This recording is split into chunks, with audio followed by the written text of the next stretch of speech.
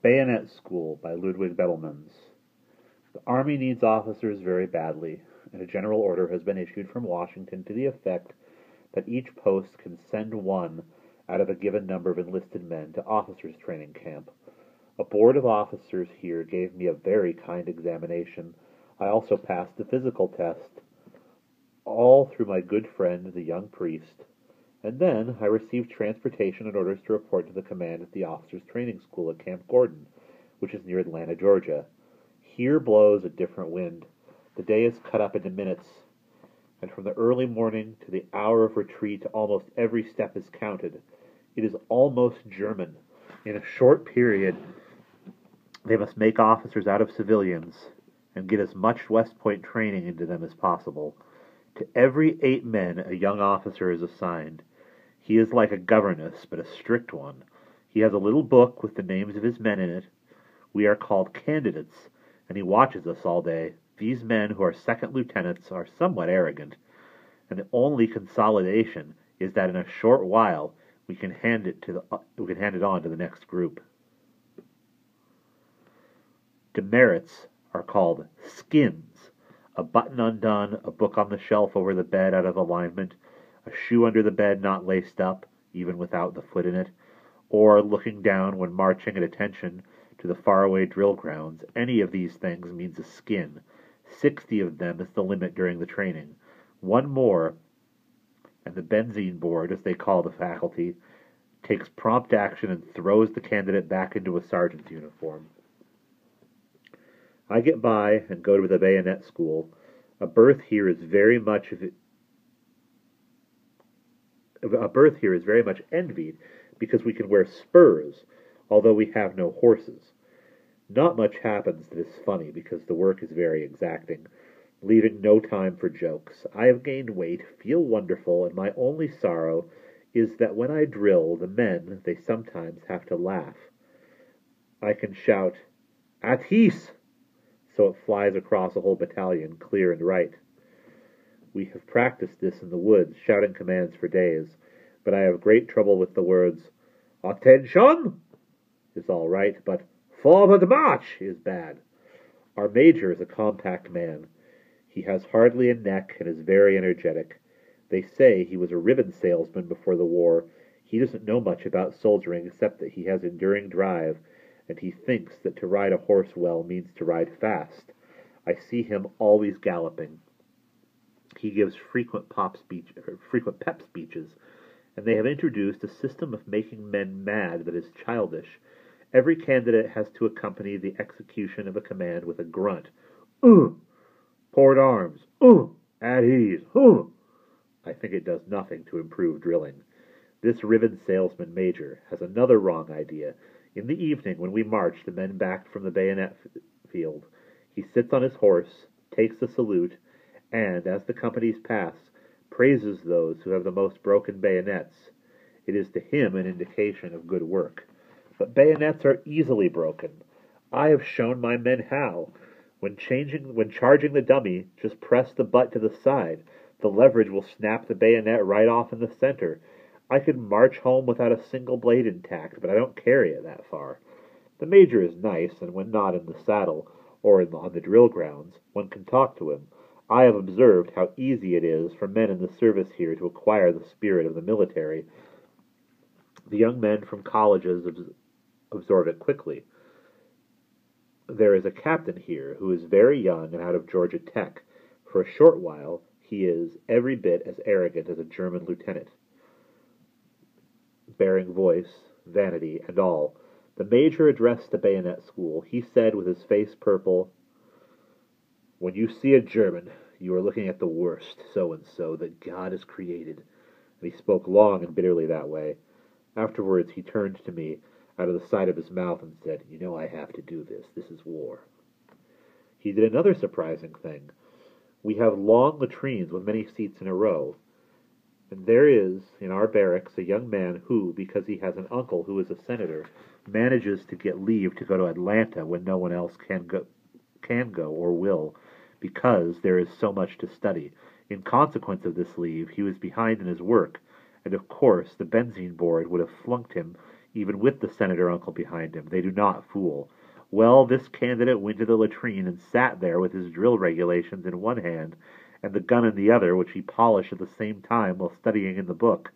The major passed by and shouted at him, hold it, stay there!" And then he ran out, and we who were outside had to come in. "Look at him, you guys," shouted the major. 10% intelligence and 90% ambition is all you need in this man's army. Here's an example." From then on, he was the major's pet. In the evenings, there are social functions of a very disappointing kind. The songs that are sung are below anything I have ever heard.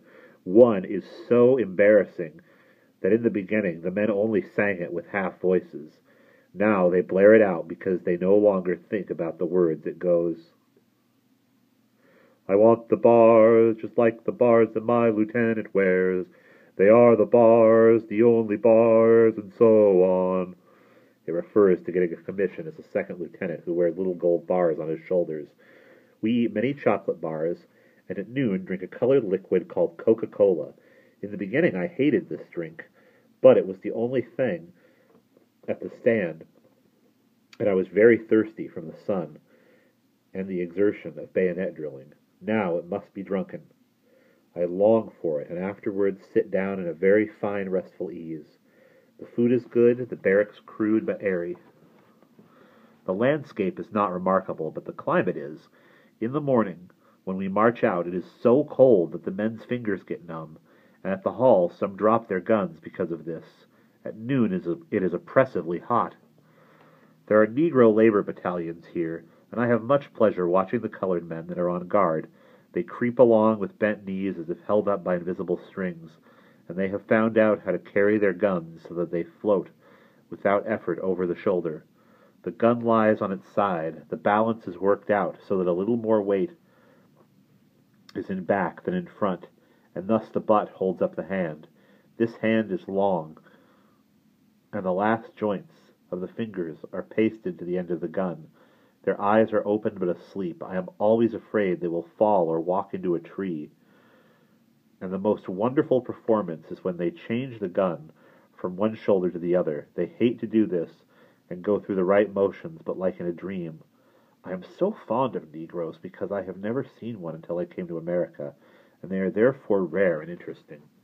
Since the latrine incident, they call the ribbon salesman Major 90%. For some time now I have observed on his side a feeling of suspicion towards me. At times he stands with other officers. They speak together and then look at me. Most of them laugh and walk away. I am going to get mad about this laughing one day and tell them a few frank opinions. The senator's nephew has asked 2 of us to come along to a party. They say since the army is here, all the good families have left Atlanta, but a few without daughters have remained, and we are to go to a house for a party. We have not been drinking anything except this Coca-Cola for a long time. No beer, no wine. But at this house there are drinks, also whiskey. I drink a glass and it shakes me like a wet dog.